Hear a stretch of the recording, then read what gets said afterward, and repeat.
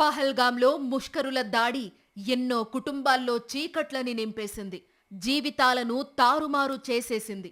అప్పటిదాకా ఉన్న సంతోషం ఇకపై మీ జీవితాల్లో ఉండనే కూడదన్నట్టుగా ఉగ్రదాడి శపించింది. కళ్ల ముందే తండ్రిని కాల్చి చంపేస్తే ఆ చిన్నారి జీవితాంతం పడే వేదనని ఎవరు తీర్చగలరు? కాళ్ల పారాణి ఆరకముందే భర్త ఊపిరిని ఉగ్రవాదులు ఆపేస్తే ఆయన భౌతిక కాయం వద్ద భార్య హిమాన్షి గుండెలు అవిసేలా రోదించిన దృశ్యం ప్రపంచ ప్రజల హృదయాలను పిండేసింది. ఇంకా ఎన్ని ఉగ్రదాడులకు అమాయకులు బలైపోవాలి? దశాబ్దాలుగా పాకిస్తాన్ అండతో ఉగ్రవాదులు చెలరేగిపోతూనే ఉన్నారు. ప్రతిసారి భారత్లో మారణహోమం సృష్టించడం, ఆ పైన నాకే పాపం తెలియదని డ్రామాలు ఆడటం. పహల్గాం ఉగ్రదాడి తరువాత కూడా పాకిస్తాన్ ఎప్పటిలానే కపట నాటకం ఆడింది. కానీ భారత్ మాత్రం ఎప్పటిలానే హెచ్చరించడానికి పరిమితం కాలేదు. ఏ ఉగ్రవాదిని, వాళ్ల వెనుక ఉన్న ఉగ్రవాద శక్తులను వదిలేది లేదని మోదీ తేల్చి చెప్పారు.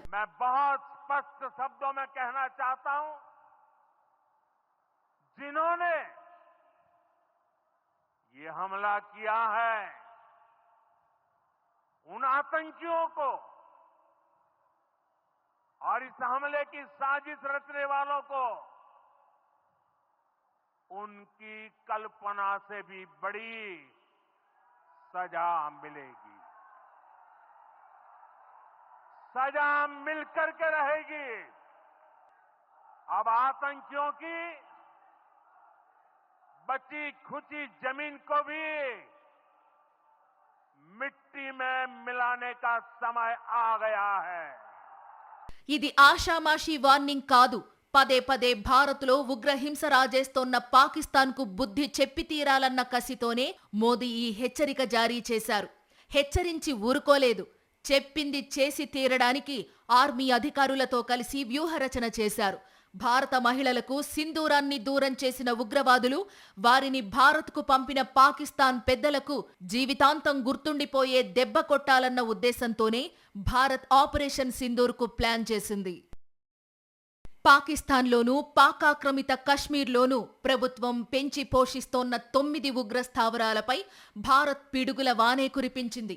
వైమానిక దాడులతో ఉగ్ర స్థావరాలను నేలమట్టం చేసింది. ఈ దాడుల్లో నరేంద్ర మోదీ హెచ్చరించినట్లుగానే ఉగ్రవాదులను మట్టిలో కలిపేశారు భారత యోధులు. మొత్తం 9 ఉగ్రవాద స్థావరాల మీద భారత వైమానిక దళం విరుచుకుపడింది. ఉగ్రమూకల స్థావరాలను సర్వనాశనం చేసింది. భారత్ నాశనం చేసిన ఉగ్రవాద స్థావరాల్లో బహవల్పూర్లోని మర్కజ్ సుబానల్లా ఒకటి. ఇది సరిహద్దుకు 100 కిలోమీటర్ల దూరంలో ఉంది. జైషే మహమ్మద్ ప్రధాన కార్యాలయం. అలానే సరిహద్దుకు 30 కిలోమీటర్ల దూరంలోని మురిద్కేలోని లష్కరే క్యాంపు కార్యాలయం మర్కాజ్ తోయిబా మీద వైమానిక దళం విరుచుకుపడింది. ఇక్కడే 26/11 ముంబై దాడులకు పాల్పడిన ఉగ్రవాదులు తలదాచుకున్నారని సమాచారం. ఇక అంతర్జాతీయ సరిహద్దుకు 15 కిలోమీటర్ల దూరంలో ఉన్న సియల్కోట్లోని హిజ్బుల్ ముజాహిద్దీన్ శిబిరం మెహ్మూనా జోయాని కూడా మన వైమానిక దళం ధ్వంసం చేసింది. అలానే నియంత్రణ రేఖకు 35 కిలోమీటర్ల దూరంలో ఉన్న కోట్లీలోని మర్కాజ్ అబ్బాస్ ఉగ్రస్థావరాన్ని నాశనం చేసింది. అలానే పీఓకేలో ఉన్న కోట్లీలోని హిజ్బుల్ ముజాహిద్దీన్ స్థావరం మస్కర్ రహీల్ షహీద్ క్యాంపుని ధ్వంసం చేశాయి మన బలగాలు. కొండల ప్రాంతంలో ఉండే ఈ క్యాంపులో 4 గదులు, బరాక్లు ఉన్నాయి. పాక్ ఆక్రమిత కశ్మీర్లోని తంగ్దర్ సెక్టార్లో సరిహద్దుకు 30 కిలోమీటర్ల పరిధిలో ఉన్న ముజఫరాబాద్లోని షవాయ్ నల్లాహ్ క్యాంప్ లష్కరే తోయిబాకి చాలా కీలకమైంది. ఉగ్రవాదుల నియామకాలు ఇక్కడ నుంచే జరుగుతాయి. బర్నాలలోని మర్కాజ్ అహ్లే హదీత్ ఉగ్రస్థావరాన్ని, పీఓకేలోని జైషే ప్రధాన కేంద్రాల్లో ఒకటైన ముజఫరాబాద్లోని సయిద్నా బిలాల్ ఉగ్రస్థావరాన్ని కూడా సర్వనాశనం చేశారు.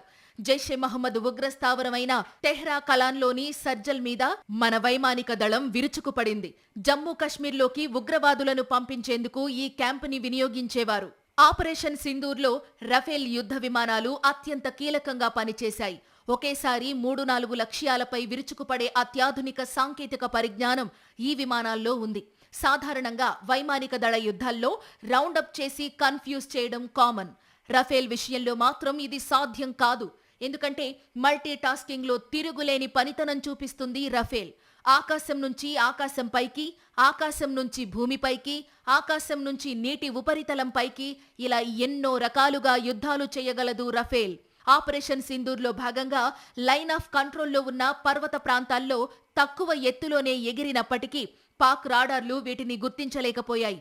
అదే వీటి గొప్పతనం. భారత గగనంలోనే ఉంటూ పాకిస్తాన్ పాక్ ఆక్రమిత కశ్మీర్లోని 9 ఉగ్ర లక్ష్యాల్ని ఖచ్చితత్వంతో ఛేదించాయి రఫేల్ విమానాలు. అత్యాధునిక క్రూయిజ్ క్షిపణులు, హ్యామర్ గైడెడ్ బాంబులను 500 కిలోమీటర్ల దూరం నుంచి ప్రయోగించి ఉగ్ర స్థావరాల్ని నాశనం చేశాయి. అలా పాకిస్తాన్కు దిమ్మ తిరిగే షాక్ ఇచ్చాయి. అలాగే ఆపరేషన్ సింధూర్లో స్కాల్ప్ క్షిపణులను కూడా వాడి ఉండొచ్చని రక్షణ రంగ నిపుణులు విశ్లేషిస్తున్నారు.